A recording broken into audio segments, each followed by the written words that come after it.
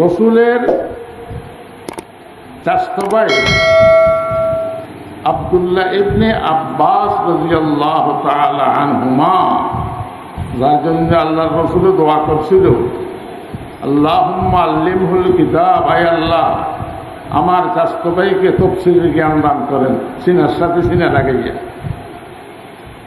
উনি বলতেছেন, হুমুল উলামাউল মুজতাহিদুন, ধর্মীয় কর্তৃপক্ষ হলেন ও সমস্ত আলেমরা যারা কোরআন হাদিস নিয়ে গবেষণা করে। কোরআন হাদিস নিয়ে যারা গবেষণা করে তাদেরকে ইমাম বলা হয়।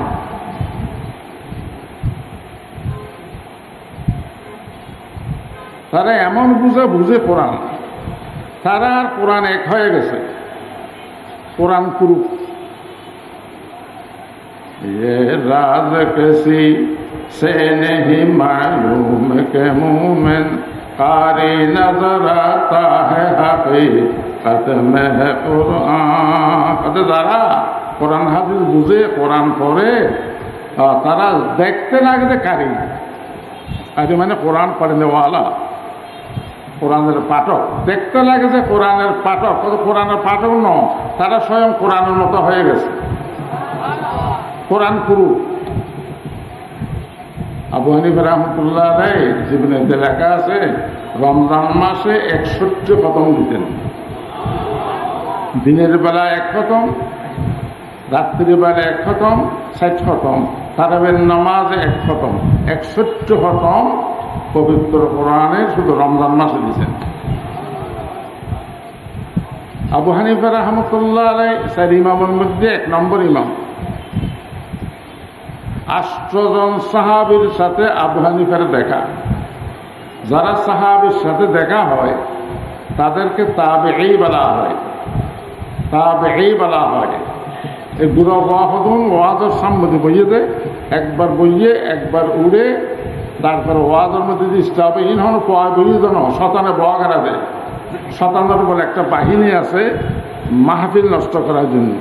সেই বাহিনীর কাজ হলো ছোট্ট ফলাফেন সামনে বসানো, একবার সানাবট খাবে, একবার গুতাগুতি করবে, একবার উঠবে, একবার বসবে, তো ওয়াজের ওয়াজ আসে না। তার আরেকটা কারণ আছে, বুড়াগুলো দেরিতে আসে, ফলাফানগুলো সামনে বসে গেছে। অত নামাজের মধ্যে কি ফলাফাইন আগে দাঁড়ায় না বুড়া আগে দাঁড়ায়? নামাজের মশলা কি ফলাফাইন আগে দাঁড়ানো না বুড়া আগে দাঁড়ানো? ونشهد أن سيدنا ومولانا محمدا عبده ورسوله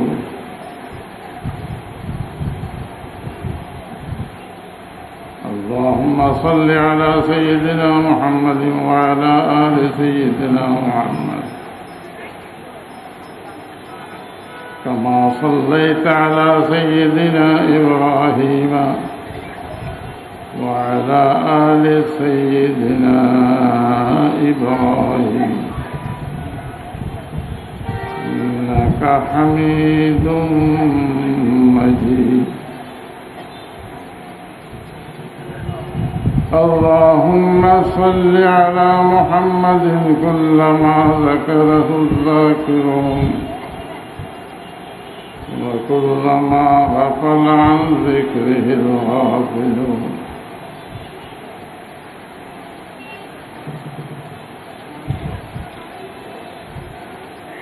أما بعد فأعوذ بالله من الشيطان الرجيم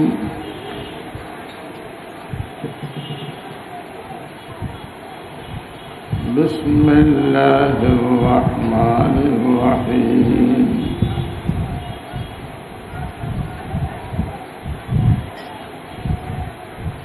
يا أيها الذين آمنوا أطيعوا الله وأطيعوا الرسول وأولي الأمر منكم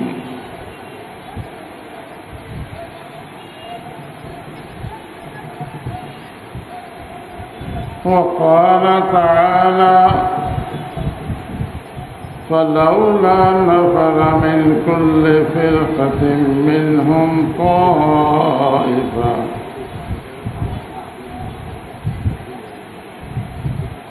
ليتفقهوا في الدين ولينذروا قومهم إذا رجعوا إليهم لعلهم يحذرون.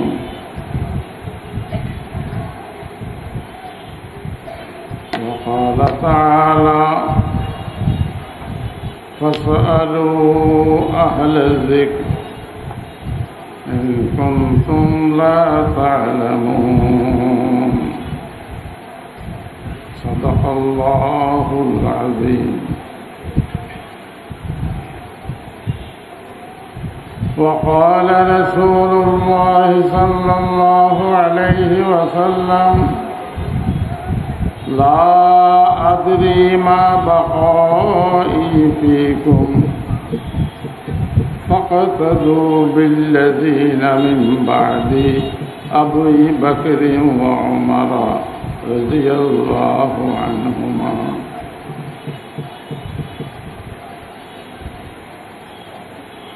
وقال رسول الله صلى الله عليه وسلم ائتموا بي وليأتم بكم من بعدي أو كما قال عليه الصلاة والسلام.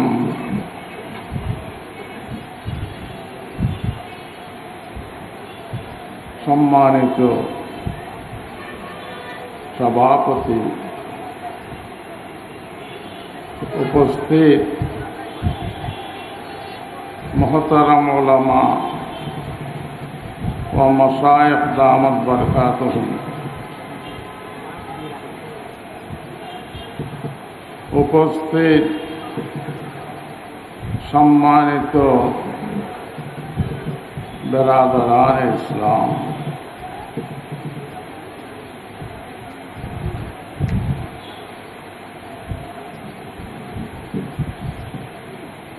পবিত্র কোরআনের সূরা নিসা থেকে এবং অন্যান্য দুটি সূরা থেকে কিছু আয়াত শরীফ তেলাওয়াত করেছি। সাথে সাথে রসূল করিম সাল্লাল্লাহু আলাইহি ওয়াসাল্লামের বাণী দুটি হাদিস শরীফ পাঠ করেছি।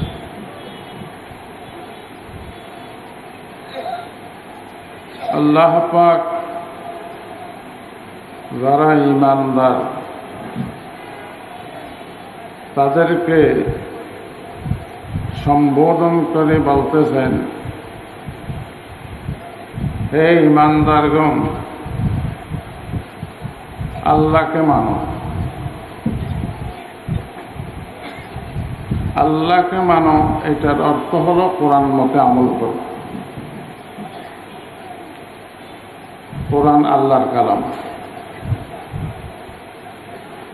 আল্লাহকে যদি আমরা মানতে চাই,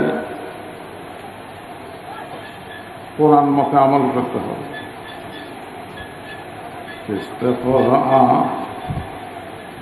اے کلام حق سے ناس زونما ہے ربنا سامد بنا حرف حرفش راست در بر معنی معنی در معنی در معنی. আল্লামা জালালউদ্দিন রুমি রহমতুল্লাহ আলাইহি বলতেছেন, কোরআন কি? কোরআন হলো আল্লাহর কালাম, আল্লাহর ভাষা। আল্লাহ যেরকম বড়, আল্লাহর কত বড়। আল্লাহ আল্লাহ করলে যেরকম বরকত আছে, আল্লাহর কালাম পড়লেও সেরকম বরকত। বলেন না কিরকম? প্রত্যেক হরফে কমপক্ষে 10 মিনিট। বুঝলো দোষ নেই, কি না বুঝলো। আমাদের অনেক ভাই মনে করে কোরআন শরীফ না বুঝিয়া পড়লে সওয়াব হবে না, অথচ রাসূল করিম সাল্লাল্লাহু আলাইহি ওয়াসাল্লাম বলতেছেন, তোমরা যদি আলিফ লাম মিম বলো 30টা নেকি হবে। আলিফ লাম মিম এক হরফ নয়, আলিফ এক হরফ সূরা বাকারার শুরুতে, লাম এক হরফ, মিম এক হরফ, তাহলে 30টা নেকি। আলিফের অর্থ পর্যন্ত পৃথিবীতে কেউ জানে নাই, লামের অর্থ কেউ জানে না, মিমের অর্থ কেউ জানে না। সেইটা দিয়ে মেসাজ দিছে কেন? হুজুরে বুঝেছেন অর্থ না বুঝলো দোষ নেই।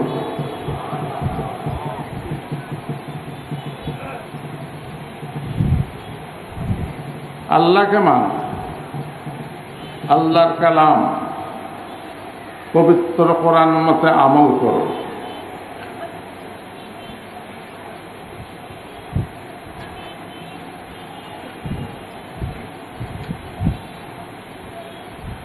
আল্লাহর কালাম মতে আমল করলে কি লাভ হবে?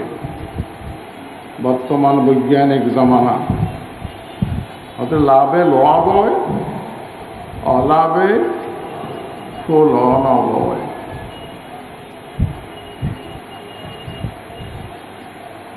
লাভটা বলি, আউযু বিল্লাহি মিনাশ শাইতানির রাজীম। وما كان الله ليعذبهم وأنت فيهم وما كان الله معذبهم وهم يستغفرون।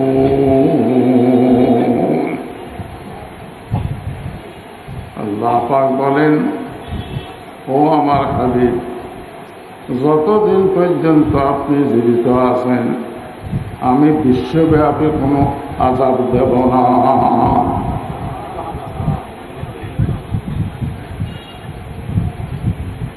নূহ আলাইহিস সালামের সময় তো সারা বিশ্বে পানি উঠছিল, বিশ্ব আযাব। কিন্তু আমি আপনাকে এত মূল্যায়ন করি, এত মহাব্বত করি, আপনি যতদিন দুনিয়াতে আছেন বিশ্ব আযাব আমি দেব না আপনার খাতিরে। وما كان الله معذبهم وهم يستغفرون। আর আপনি যদি ইন্তেকাল করেন, আপনার উম্মত যতক্ষণ পর্যন্ত গুনাহ করিয়া ক্ষমা প্রার্থনা করবে, তওবা করবে, তাদেরকেও বিশ্বাস দেব না।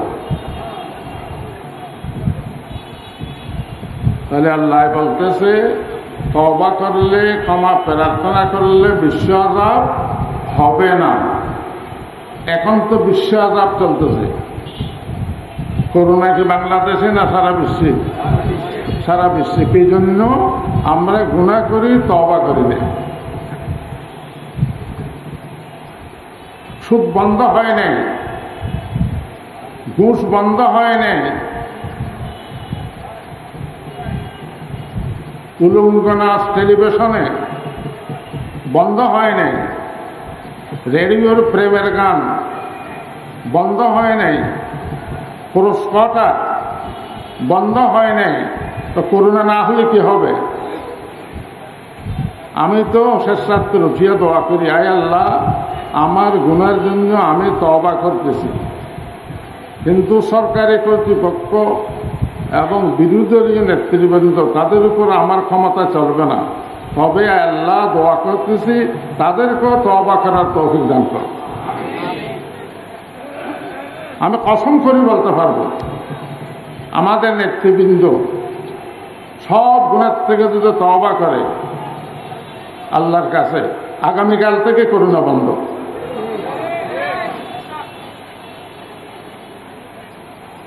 করোনা বন্ধ হওয়ার যে রাস্তা আছে সে রাস্তা অবলম্বন করব না, মাস্ক দিয়ে কি হবে? আজকে একজনের সাথে দেখা হয়েছে, হুজুর আমি ভ্যাকসিন 2 বার মারছি, তারপরে আমার করোনা হয়েছে। আমি কই যে ভ্যাকসিন দিয়ে তো আগে বসন্ত বন্ধ করছে, হ্যাঁ, কলেরা বন্ধ করছে, কিন্তু কোন একটা রোগ যদি আযাব হিসাবে না আযাব হয়, সেইটা ভ্যাকসিন দিয়ে আল্লাহর সাথে মোকাবেলা করে যাবে। ভ্যাকসিন দেওয়ার পরও করোনা হতেছে। আরেকজনে আমাকে বলতেছে, হুজুর আমাদের এখানে একজনে ভ্যাকসিন দিছে, হাত পা বাঁকা হয়ে গেছে।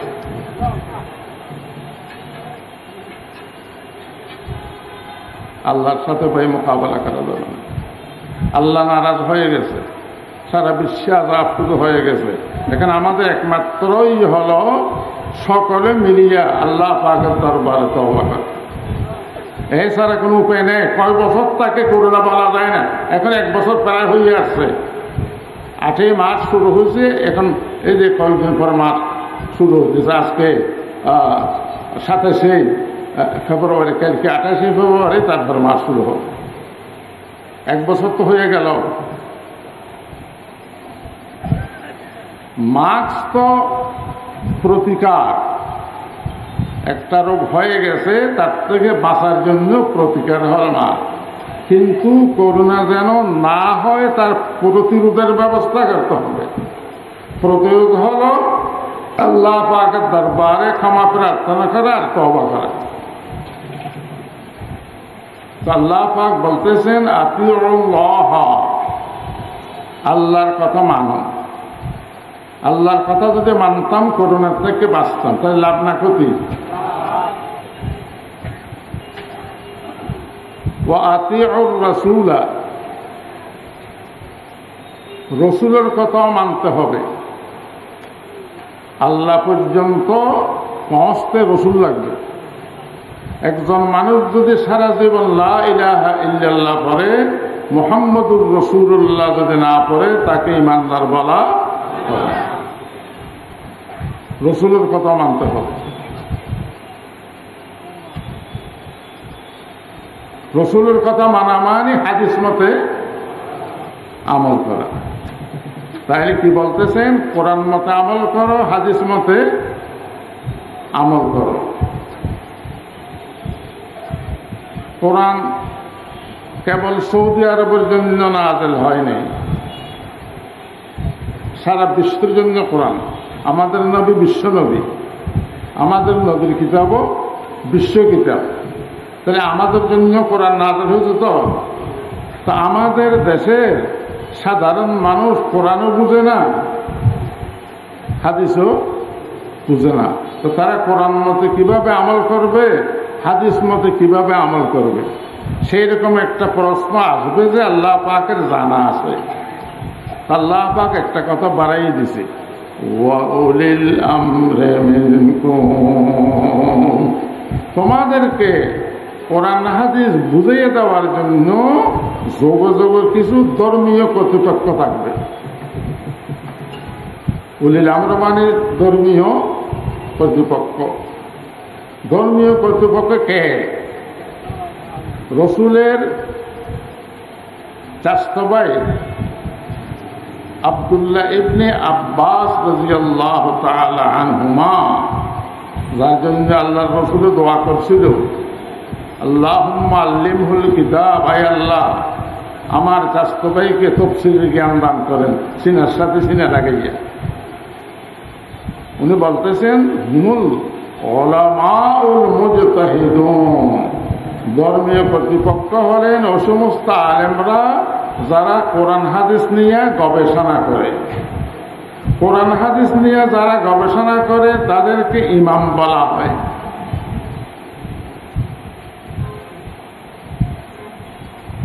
তারা এমন বুঝে কোরআন, তারা আর কোরআন এক হয়ে গেছে, কোরআন প্রুফ। ये राज किसी से नहीं मालूम के मुँह में कारी नजर आता है हकीकत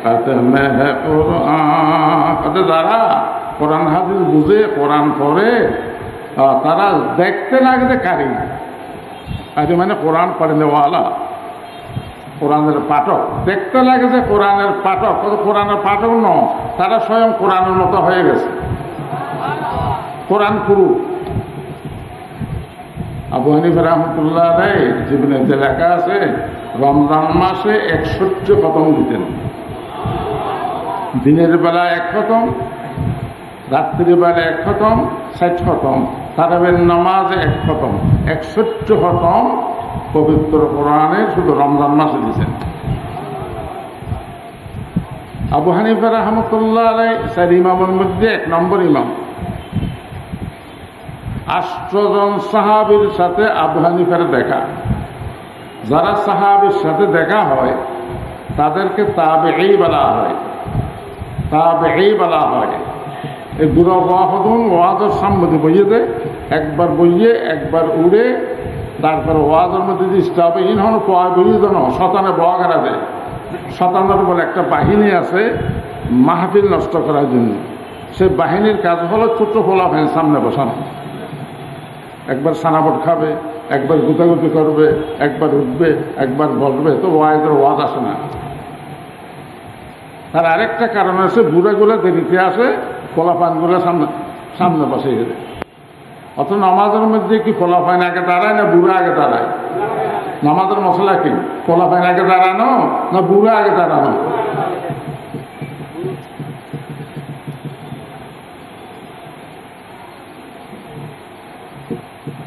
8 জন সাহাবীর সাথে দেখা হযরত আনাস এই কিলারর ওয়া কিলারর হযরত আনাস রাসূলের খাদেম ছিলেন রাদিয়াল্লাহু তাআলা আনহু আব্দুল্লাহ ইবনে আবি আওফা আব্দুল্লাহ ইবনে জাবের আব্দুল্লাহ ইবনে হারিস ইবনে জাবর আয়েশা বিনতে আজরাব এইরকম 8 জন সাহাবীর সাথে সাক্ষাৎ হয়েছে যার তিনি হলেন আবু হানিফা রাহমাতুল্লাহ আলাইহি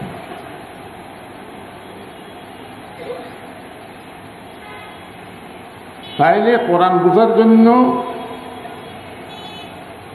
ধর্মীয় কর্তৃপক্ষের ইমামের প্রয়োজন আছে না নাই নমাজের মধ্যে তো কয়েক হাজার মশলা আছে তো সাধারণ মানুষ ওই মশলা কোরআন থেকে বাইর করতে পারবে হাদিস থেকে বাইর করতে পারবে ইমামরা কোরআন হাদিস থেকে যে মশলা বাইর করে দিয়েছেন সে মশলার নাম হলো ফেকা কি নাম ফেকা শব্দের অর্থ বুঝেন ফেকা মানে সমাজে না বুঝা ওরা কোরআন বুঝিয়া হাদিস বুঝিয়া যে মশলা বের করে দিয়েছেন সেই মশলার নাম হলো ফেকা ফেকা ফেকা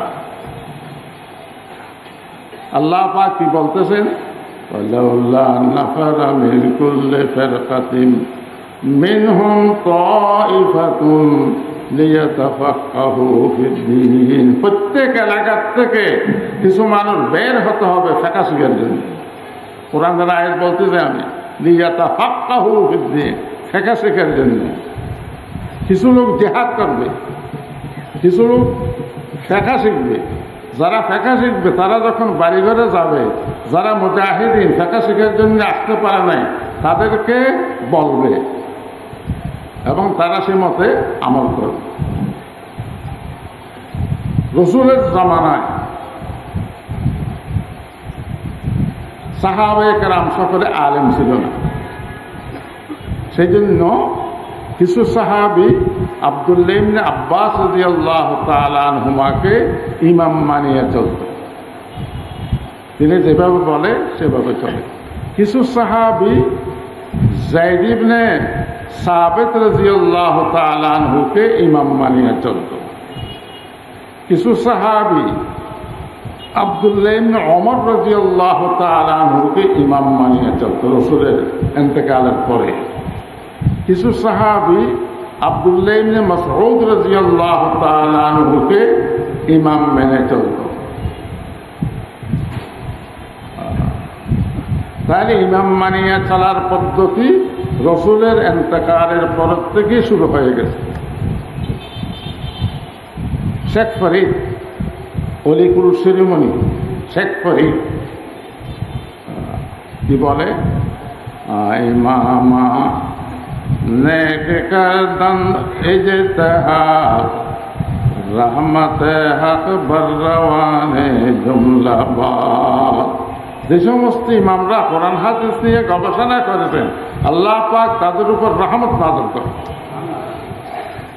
আবু হানিফা বুদ ইমামে বাসফা ওয়াসিরাজে উম্মতানে মুস্তাফা।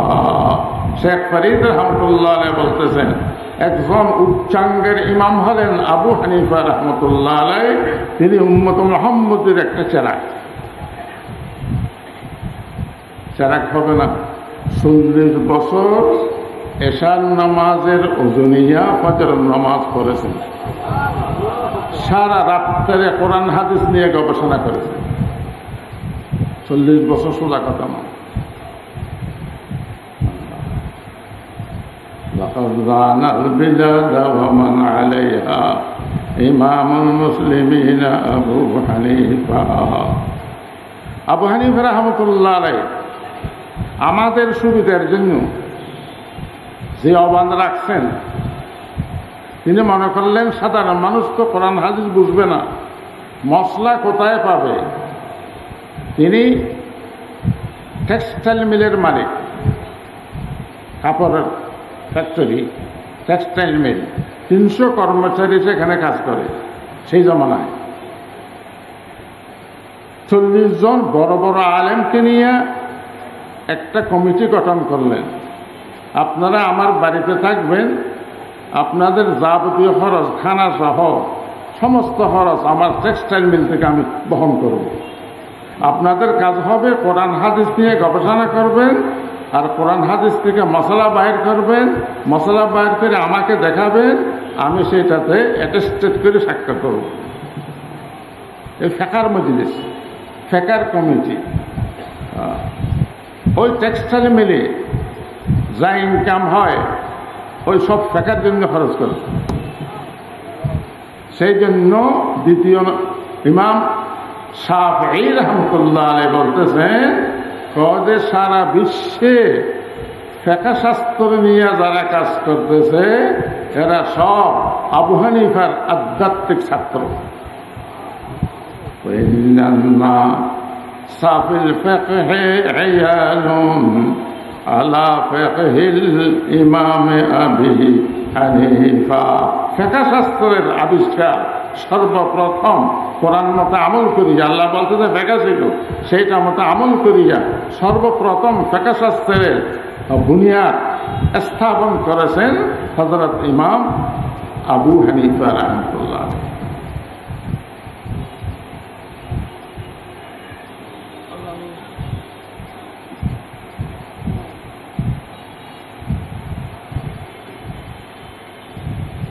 ফ্রুটের দোকান,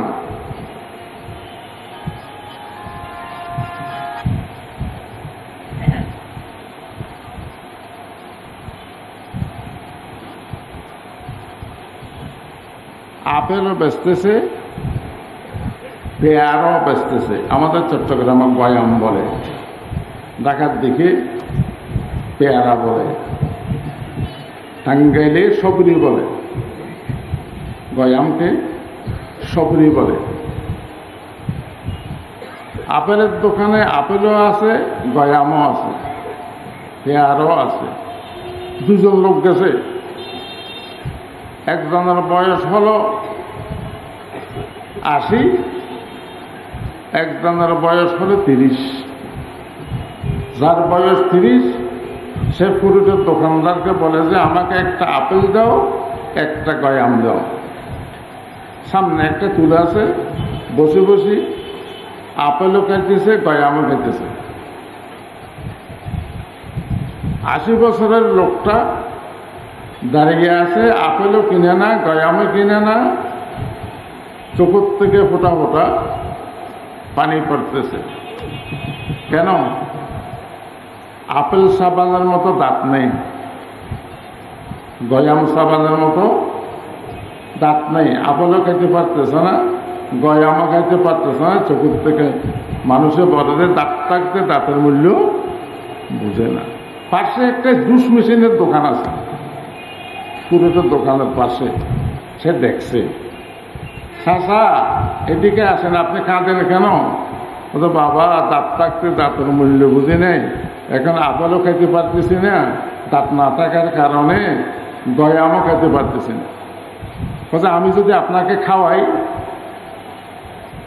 তুমি আমাকে খাওয়াইতে পারবা? কত পারবো। তাহলে একটা আপেল কিনে আনেন, একটা গয়াম কিনে আনেন। আপেল আর গয়াম কিনে আনছে, ছোট ছোট করে কাটিয়া জুস মেশিনের ব্রান্ডার মেশিন আছে না, ওখানে ঢুকে দিয়েছে। সুচ যখন দিছে, আপেল আর গয়াম দুটোটা মেরে গিয়া এমন সুন্দর জুস হয়েছে। একটা গ্লাসে দিয়া ওই বুড়ো মানুষকে বলে সামনে বসো, ধরো। বুড়ো মানুষটা আলহামদুলিল্লাহ কিরে খোঁজে, আল্লাহ তোমার হায়াত দরাজ করে দাও। এই যে গ্লাসে টান দিলাম, আপেলের মজা আছে, গয়ামের মজা। জুস দোনোটা মিশ্রিত হইয়া জুস যখন বাইর হয়েছে, চাবাইয়া তো খাইতে পারে নাই, জুস মেশিনওয়ালা খাওয়ার ব্যবস্থা করে দিয়েছে। একবার খায় আলহামদুলিল্লাহ, আরেকবার খায় আলহামদুলিল্লাহ, আরেকবার খায় আলহামদুলিল্লাহ। সাধারণ মানুষের দাঁত নাই, কোরআন বোঝার দাঁতও নেই, হাদিস বোঝার দাঁতও নেই। তো তুমি এক কাজ করো, কোরআনের আপেল, হাদিসের গয়াম, আবু হানিফার ব্রেইনের জুস মেশিনে ঢুকাইয়া দাও। আবু হানিফা যখন গবেষণার সুচ টিপ দিবে, সেখান থেকে যে রস বাইর হবে, সে রসের নাম হলো ফেকা। সে রসের নাম কি? সাফিল ফিকহে আয়ালুন আলা ফিকহিল ইমাম আবি হানিফা। এখন একটা মুসিবত, এনজিও আমাদের দেশে, এই দেশ স্বাধীন ছিল, চিকিৎসার নামে 1600 খ্রিস্টাব্দে জাহাঙ্গীর বাদশাহ যখন অসুস্থ, দেশীয় ডাক্তাররা ভালো করতে পারতেছে না, লন্ডন থেকে একজন ডাক্তার আসলো। সেই ডাক্তারের নাম হলো স্যার টমাস র। তখন পিছিয়ে লাগতো না।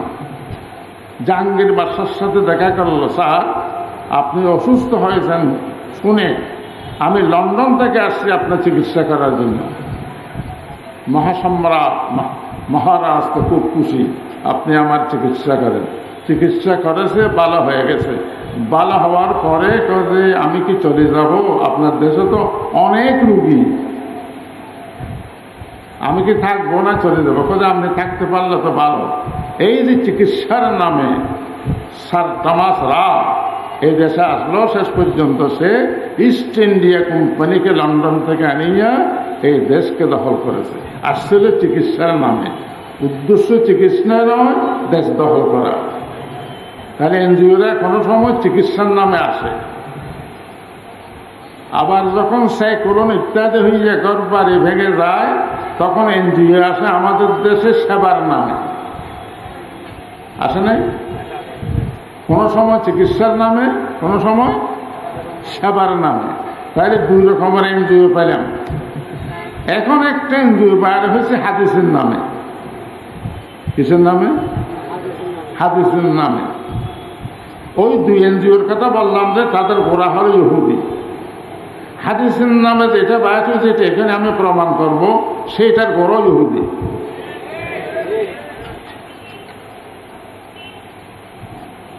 শিক্ষিত মানুষের কাছে যায়, আঙ্কেল, চাচাও ডাকে না, আগে তো চাচা ডাকতো, এখন আঙ্কেল ডাকে।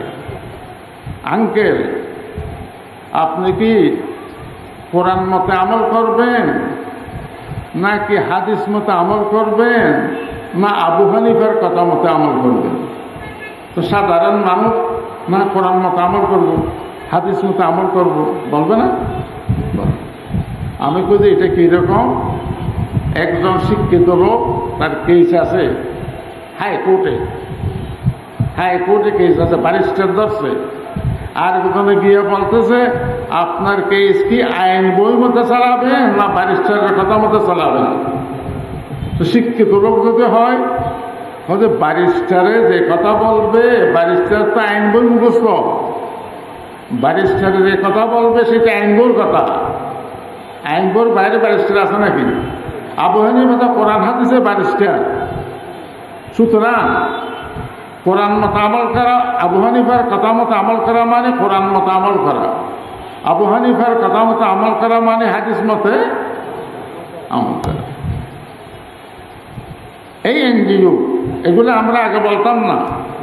তাদের বই আমি অনেকটা পড়ছি, সে বইতে লিখতেছে আবু হানিফা বন্ড। আমি বলি তুমি ডবল অন্ধ।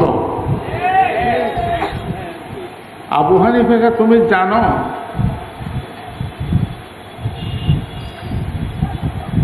আল্লাহু আকবার। একটা বই লেখছে আব্দুল্লাহ ফারুক, 250 পৃষ্ঠা, আমার হাতে পড়ছে।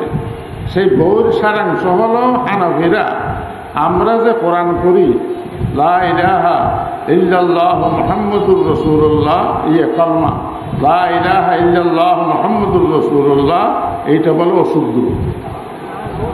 যে কলমা ১৩,০০০ বছর যাবত রসুল থেকে পর্যন্ত চলে আসতেছে, এইটা অশুদ্ধ। আমি বলি যে কিভাবে শুদ্ধ হবে? লা ইলাহা ইল্লাল্লাহু ওয়া মুহাম্মাদুর রাসূলুল্লাহ বলতে হবে। ওয়াও একটা মাঝখানে বাড়াইতে হবে, না এলে শিরিক হবে। আমি যদি কমপক্ষ বাড়াইলে শিরিক হবে। কেন? তখন কি অর্থ হবে? কোনো মাহবুদ নেই কিন্তু আল্লাহ এবং মুহাম্মদ, এবং একটা লাগেছিল ওয়া দিয়ে, কোনো মাহবুদ নেই কিন্তু আল্লাহ এবং মুহাম্মদ। তাহলে মাহবুদ দুজন হয়ে গেল না, আল্লাহ এবং মুহাম্মদ। ও বাড়ালে শিরিক হবে। এই শিরিক থেকে বাঁচার জন্য এ পর্যন্ত ১,৫০০ বছর যাবত ও সারা কালমা চলে আসতেছে। রাসূল করিম সাল্লাল্লাহু আলাইহি সাল্লামের কবর জিয়ারত করতেছি মদিনা শরীফে, এটা ছোট্ট সিদ্দুর আছে, একটু একটু দেখা যায়। সে কবরের সিদ্দুরের উপরে লা ইলাহা ইল্লাল্লাহ মুহাম্মাদুর রাসূলুল্লাহ বড় বড় অক্ষরে লেখা আছে। মক্কা শরীফ আসলাম, তোয়াফ করার সময় কাবাগরের গেলাপ দেখলাম, কালো গেলাপ, তেসি করে করে শত শতবার লা ইলাহা ইল্লাল্লাহ মুহাম্মাদুর রাসূলুল্লাহ। ১,৫০০ বছর যাবত যে কলমা চলে আসতেছে, কোনো মহাদ্দেশে বুঝে নাই, কোনো ইমামও বুঝে নাই, কোনো সাহাবী বুঝে নাই, কোনো তাবী বুঝে নাই। তুমি কোন বক্তা আব্দুল্লাহ বুঝছ? ওই ইহুদি তো ইসলামের শত্রু, সাহাবীর শত্রু, রসুলের শত্রু। ইহুদি কেমনে বললেন শুনেন বাইরে। এই দেশ যখন ব্রিটিশ দখল করল, তখন এই দেশকে আবার স্বাধীন করার জন্য হযরত সৈয়দ আহমদ বেরেলভী রহমতুল্লাহ আলাইহ, ইসমাইল শহীদ রহমতুল্লাহ আলাইহ ওলামায়ে কেরামকে একত্রিত করলেন। আমরা আলেমরা আগে একত্রিত হবে, ব্রিটিশের সাথে জিহাদ করে এই দেশকে আবার স্বাধীন করতে হবে। আলেমদেরকে একত্রিত করছে। সেখানে একজন আলেমের নাম হলো আব্দুল হক বেনারসি, বেনারস তার বাড়ি। সে ওখানে ঢুকিয়া উদ্দেশ্য খারাপ, সে আসলে শিয়া, সে আসলে শিয়া। জেহাদের মধ্যে ফাটল দাঁড়ানোর জন্য সে ওখানে ঢুকছে। সে ওখানে প্রবেশ করে নাই, অনুপ্রবেশ করেছে। সে ঢুকিয়ে কি বলতেছে? যে রসুলের বিবি আয়েশা রাদিয়াল্লাহু তাআলা আনহা কাফের। দেখছেন কত বড় দুষ্ট। কোন আয়েশা? যে আয়েশা সম্পর্কে রাসূল করিম সাল্লাল্লাহু আলাইহি ওয়াসাল্লাম বলতেছেন, বুখারী শরীফের হাদিস সেদিন পড়াইছি, আমার আয়েশাকে বিয়ে করার আগে আমি দুবার স্বপ্ন দেখছি। জিবরিল ফেরেশতা গুমঠা দিয়া একটা মেয়ে আমার কাছে নিয়ে আসছে, দুইবার, একবার নয়। আমি জিজ্ঞাসা করলাম এটা কে? ও যে এটা আল্লাহ আপনার জন্য বউ ঠিক করছে, আপনাকে দেখানোর জন্য আমি নিয়ে আসছি। ঘুমটাটা উঠাইয়া হুজুরকে দেখাই দিয়েছেন, এইটা আপনার বিবি। বউকে ঠিক করছে আল্লাহ, ঠিক করছে। বউ দেখা দিয়েছে কে? জিবরিল আলাইহিস সালাম। হুজুর বলেন, আমি চিন্তা করলাম এটা কোথাকার মেয়ে। আমি আবু বকর সিদ্দিকের বাড়িতে গেছি, দেখি যে একটা 6 বছরের মেয়ে উঠানে দৌড়াদৌড়ি করতেছে। দেখলাম যে যেটা স্বপ্নে দেখছি সেইটাই আয়েশা, আবু বকর সিদ্দিকের মেয়ে আয়েশা রাদিয়াল্লাহু তাআলা। 6 বছরে বিয়ে হয়ে গেছে। 9 বছরে হুজুরের কাছে দিছি। হুজুরের ইন্তেকালের সময় আয়েশার বয়স 18 বছর। হুজুর বলতেছেন, আমার বিবিদেরকে নিয়ে আমি অনেক সময় একটা চাদর গায়ে দিয়ে বিবিকে, কোনো একটা বিবিকে সাথে নিয়ে শুয়ে থাকি, কিন্তু আয়েশাকে আমি আমার চাদরের নিচে নিয়ে যখন শুয়ে আসি, ঠিক সেই সময় জিবরিল ফেরেশতা আসে। জিবরিল ফেরেশতা প্রথমে আমাকে সালাম করছেন, তারপরে বলতেছেন, হুজুর আয়েশাকে একটা আমার সালাম বলেন। জিবরিলের সালাম যেই আয়েশা পেয়েছেন, সেই আয়েশাকে বলতেছে, কমবক্ত আব্দুল হক বেনারসি। আয়েশা বলে কাফের। সৈয়দ আহমদ বেরেলভী রহমতুল্লাহ আলাইহি এটা শুনে তাকে বাইর করে দিচ্ছে, তুমি এখান থেকে গেট আউট। রসুলের বিবিকে তুমি কাফের বলতে পারো, অথচ আল্লাহ কি বলছে,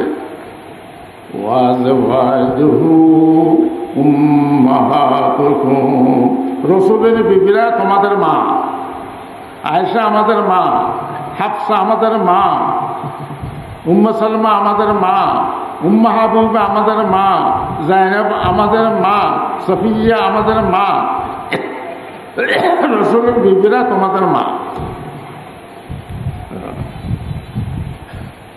সে আয়েশা রাদিয়াল্লাহু তাআলা আনহা আমাদের মাকে যদি কাফের বলে, শিয়া ছাড়া একটা বলতে পারে, তাকে বাইর করে দিচ্ছে। সে বাইর হইয়া, এটা আমি মুখস্থ বলতেছি না, কাশফুল হেজাব 42 নামে কিতাব, 42 নম্বর পৃষ্ঠা দেখবেন, পাবেন। সে বাইর হইয়া একটা পার্টি গঠন করছে। পার্টির নাম হলো ফেরকায়ে মুহাম্মদিয়া। ফেরকায়ে মুহাম্মদিয়া। ব্রিটিশ সরকার যখন শুনছে যে সৌদি আরবে একটা মোহাম্মদ বিন আব্দুল ওয়াহাব আছে, আমাদের সাথে যুদ্ধ করতেছে, এইটা তো মোহাম্মদ বিন আব্দুল ওয়াহাবের পার্টি, এটাও তো আমাদের সাথে কি করবে, পার্টি গঠন করে যুদ্ধ করবে আমাদেরকে উৎখাত করার জন্য। তখন ব্রিটিশ সরকার তাদের সরকারে ব্ল্যাক লিস্টে ফেরকায়ে মুহাম্মদিয়া রেকর্ড করে গ্রেফতার করা আরম্ভ করে। গ্রেফতার যখন আরম্ভ করছে, আরো যে শিয়া আছে ওরা বৈঠক বসল। সেই বৈঠকে আরেক শিয়া মোহাম্মদ হোসেন বাটালভি তার নাম, হাসিয়ে জঙ্গে আজাদি 34 নম্বর পৃষ্ঠায় দেখবেন। মোহাম্মদ হোসেন বাটালভি বলতেছেন, গ্রেফতার যে করতেছি সরকারে, ইংরেজ সরকারে, এটা বন্ধ করার একটা ব্যবস্থা আমার কাছে আছে। আমি একটা কিতাব লিখব, ওই কিতাব লিখলে গ্রেফতার বন্ধ হয়ে যাবে। তাড়াতাড়ি একটা কিতাব লিখলেন, সে কিতাবের নাম হলো আল ইকতিসাদ ফিল জিহাদ। আল ইকতিসাদ ফিল জিহাদ। এই কিতাবে মোহাম্মদ হোসেন বাটালভি লিখতেছে, জিহাদ করা এটা আগে জরুরি ছিল, এখন জিহাদ হারাম। নাউজুবিল্লাহ বলেন না। রসুল আকরাম সাল্লাল্লাহু আলাইহি ওয়াসাল্লাম ইরশাদ করেন, আল জিহাদ মাযিন ইলা ইয়াউমিল কিয়ামা, জিহাদ কিয়ামত পর্যন্ত চালু থাকবে। সর্বশেষ মুজাহিদ ঈসা আলাইহিস সালাম আর মেহেদী আলাইহিস সালাম দাজ্জালের সাথে কি করবে? জিহাদ করবে, এবং দাজ্জাল তাদের হাতে মারা যাবে।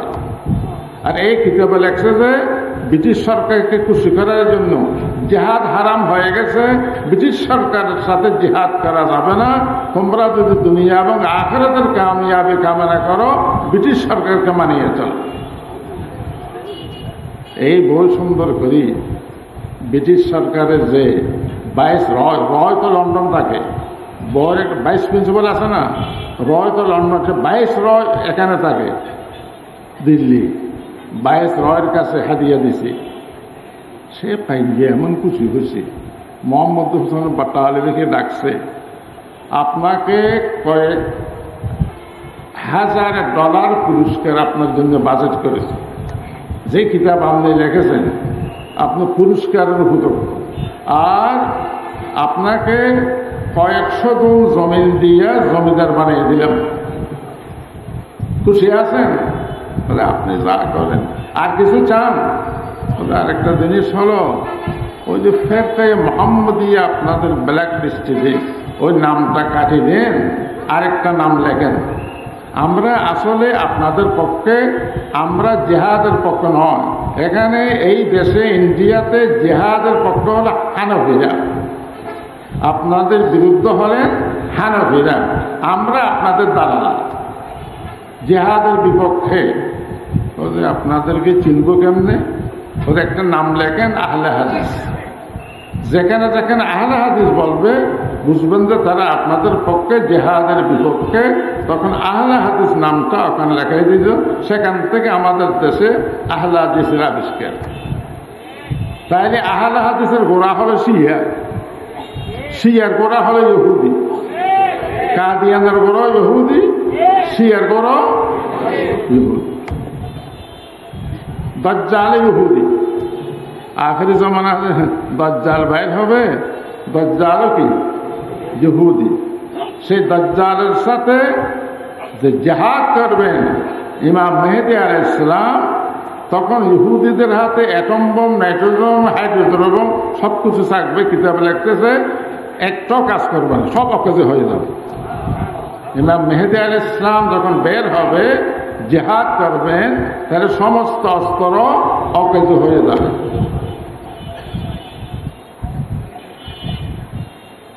এরা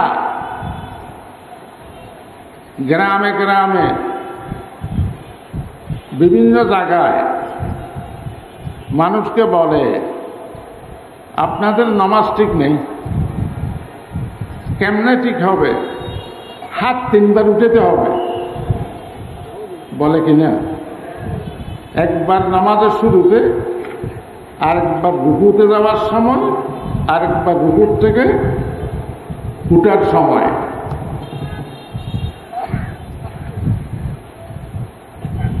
শুনেন, রসুলের সাহাবীদের মধ্যে একজন সাহাবী সবসময় রসুলের সাথে থাকতেন। তার নাম হলো আব্দুল্লাহ ইবনে মাসউদ। তাকে সাহেবুন নালাইন বলা হয়। রসুলের জুতাগুলা উনি হেফাজত করতেন। কিরকম হেফাজত? হুজুর যখন বসতেন একটা স্যান্ডেল এখানে রাখতেন আস্তিনের ভিতরে, আর একটা স্যান্ডেল বাম পাশের আসতে, কারণ এই স্যান্ডেলের দাম আরশে মুআল্লার থেকে বেশি। আবার হুজুর যখন দাঁড়াতেন স্যান্ডেলগুলো পরে যেতেন, তাকে বলা হতো সাহেবুন নালাইন, তাকে বলা হতো সাহেবুত তহুর। সফরে হাজারে, সফরে হুজুরের ওযু, মিসওয়াক ইত্যাদির ব্যবস্থা করতেন। তাকে বলা হতো সাহেবুল ওয়াসাদা, ছোট্ট একটা বালির সাথে রাখতেন। সফরে হুজুর যদি